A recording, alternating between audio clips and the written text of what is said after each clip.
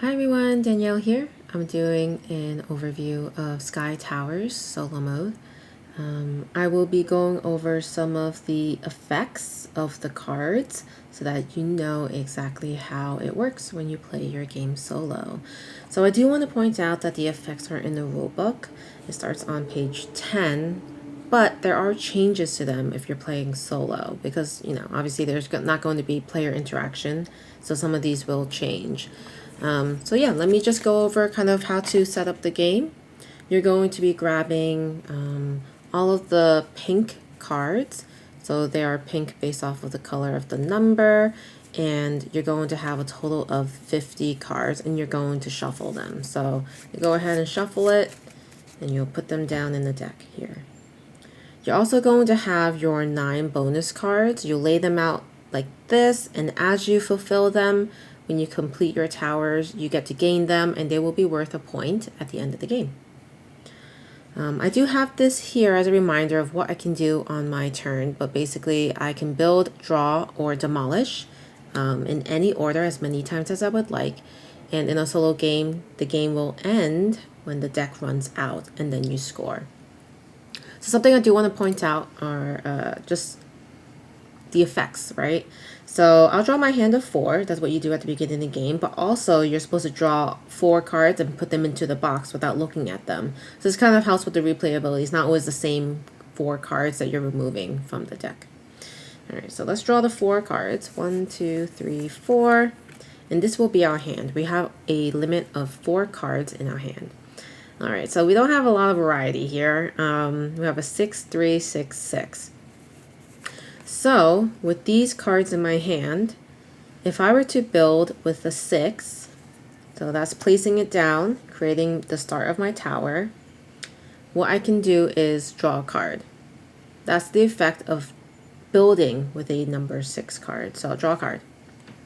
I drew a 5. What else I'd be able to do is to place a 3. So if I were to place a 3 on top of this 6, this is how you would place it. You'd place it so that the bottom rightmost number is still visible as you build your tower. So I placed the 3 down, and the effect of 3 is called peek. You can secretly look at the top card of the draw deck, and you can put it on the top or bottom. So I will take a look. It is a number 1. Number 1s are typically kind of like the end game. You don't really want number 1s to just crowd up your hand. So you're going to want to just put that on the bottom. And just to explain the number 1 card, if you were to build a number 1, you can only cover a 1 with another 1. It cannot be covered by another valued card. So that's why you wouldn't want to put it on this tower or on a new tower, because then you can't cover it. And for a tower to be scored or complete, the total of the values on the bottom right of each of those cards as you build a tower has to equal 21. So that's something to keep in mind. And at most you can have 3 towers. There is an exception though, and we'll get to that. So we've just placed the number 3. So what we've been doing is we've been building and drawing so far. There could be times where you build a tower and you're realizing you're not going to get that 21, or you've surpassed that 21 value. You could demolish it, and then you could build another tower so that you have a better chance of accomplishing, building that tower. All right, so we have 5 and 6. So what I will do is I will build a 5 on top of the 3. And this effect for number 5 is called return. You have to discard your entire hand to the bottom of the deck. So right now I'll discard these 2 6s to the bottom of the deck. Okay, so as you can see, I don't have any cards in my hand. At any time I can draw a card. So I'm going to draw a card. And it's a 1. I'm going to decide to draw another card. And essentially in solo mode, I believe you can just draw up to 4 cards. So I think I'll go ahead and do that. And just to explain more of the values here. So the number 1 I already talked about. If I were to play a number 2, I'll do that. The effect of that is called swap. In the solo mode, you're going to discard 2 cards from your hand to the bottom of the deck and then draw 2 cards. So I'm going to discard the 1 and the 3 because right now I don't really find too much value in these.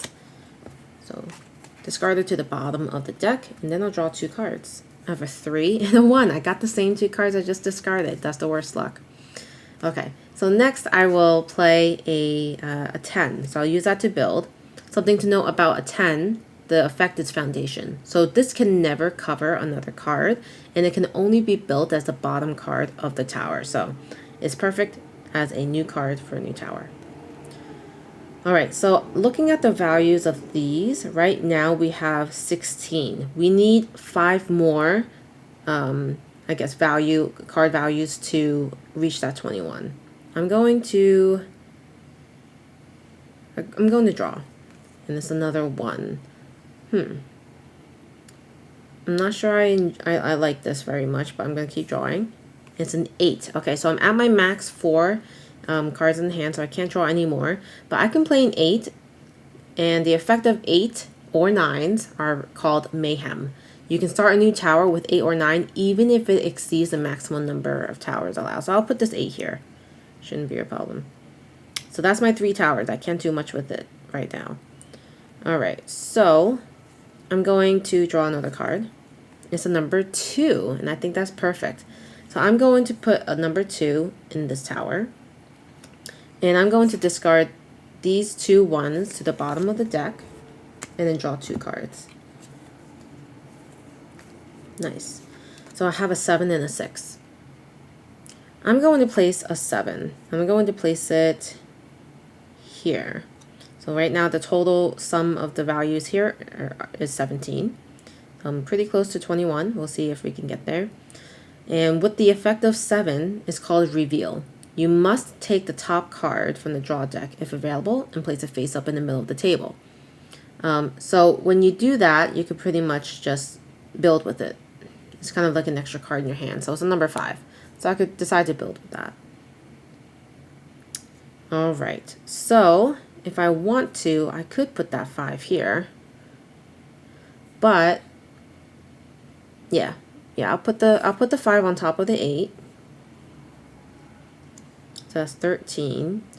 And then the effect of 5 is return. You must discard your entire hand to the bottom of the deck. So I'll go ahead and do that. And I'll draw a card. It's the 7. I don't think the 7 will help me right now. I will go over 21 if I place it, so I'll keep drawing. That 9 will allow me to build a new tower, even though I've already built 3. The effect is Mayhem. I can start a new tower, even if it exceeds the maximum number of towers allowed. Now keep drawing here. It's a 1. So the 1s I might be able to get started, I guess. So I have 9, 14, 15, 16, 17, 18. I'll put the 1 here for 19. And I just need 2 more 1s to complete that tower. And then the 7, I think I'll place here. So this total is 16. And I will place that card here because it says reveal, make the top card of the draw deck, if available, face up in the middle of the table. So that's a 5. Alright, I don't think I could place the 5, so I'm going to draw. And this is a 3. So that will allow me to peek at the top card if I wanted to. I'll put the 3 here, and I'll peek at the top. So right now I have 20. I just need a 1. So this is a 2. I don't think that's too helpful, but I'm okay drawing it. So I'm not going to put it on the bottom. I'm putting it right on top. I'll draw it. And I have 10. I can't place it here because I can only place a 1 on top. So like that's out of the question. I'll place the 2 here though. And I can't discard anything from my hand right now. So the swapping with the number 2 is not possible. But this value is going to be 18. I'll draw here another 9. I'll place that here and build that. So I have a lot of towers going on. I have a 3. So this 3 might be best to go here. And with the 3, I could peek again at the top. And it's a number 2. I think I'll just put it on the bottom. I don't really need it right now. 11 plus 5 is 16. Okay, so I'll place this 5 on top. And normally I would have to just discard or return my entire hand to the bottom of the deck, but I don't have a hand. So this is going to be exactly 21.